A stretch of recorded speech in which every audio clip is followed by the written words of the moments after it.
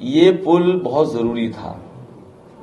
इसलिए जरूरी था कि बगल में भी छोटा पुल था और इस पुल पे बहुत जाम लगता था, आप सब लोग जानते होंगे। तो ये मांग उठी कि ये पुल बनना चाहिए। जब समाजवादी सरकार में दोनों पुल लिख के दिए गए थे कि हमें पुल बनाने का सरकार को मौका दिया जाए, उस समय दिल्ली की सरकार ने मौका नहीं दिया। फिर एक स्वीकृत कर दिया, ये वाला जो आपका पुल है। जब ये स्वीकृत हो गया पुल, तो मुझे जानकारी मिली कि कुछ लोग साजिश में लग गए, पुल नहीं बनने देंगे। और वो कुछ लोग दिल्ली में गए कि डिफेंस से एनओसी ना मिले, उसके लिए इन्होंने काम करना शुरू कर दिया।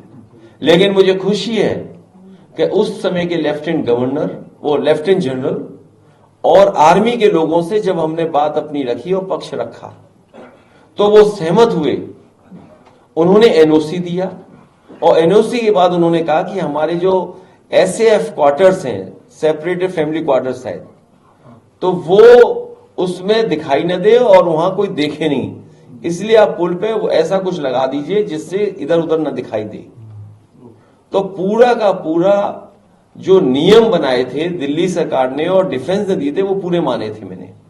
और सबसे बड़ी बात है कि रेलवे ने कहा कि हम नहीं बना पाएंगे, तो पूरा का पूरा ट्रांसफर कर दिया था पैसा एक साथ, और कम समय में ये ब्रिज बना था।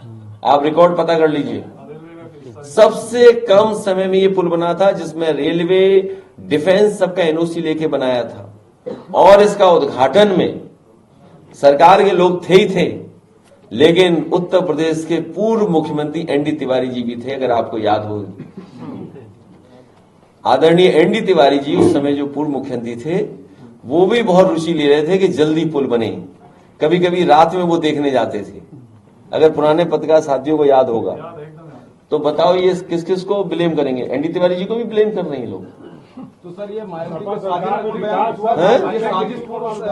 तो तुड़वा दे, सरकार बीजेपी से मिले हुए हैं, तुड़वा दे पुल को। किसने मना किया है?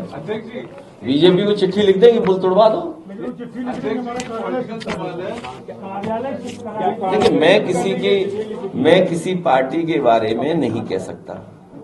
अगर उनको लगता है कि उनके सुरक्षा को खतरा हुआ है, तो वो बाकायदा चिट्ठी लिख दें भारत सरकार को। बीजेपी की सरकार है और बीजेपी की सरकार में तमाम बुलडोजर हैं, वो तुरंत बुलडोजर लाके तोड़ देंगे। हम तो इस बात के लिए तैयार हैं। बीजेपी के लोग अगर तोड़ना चाहें, बुलडोजर चला करके तोड़ दें। और मायावती जी के कहने से अगर ये बात मान ले तो अच्छी बात है, हमें कोई शिकायत नहीं है, हमें कोई शिकायत नहीं है उसमें।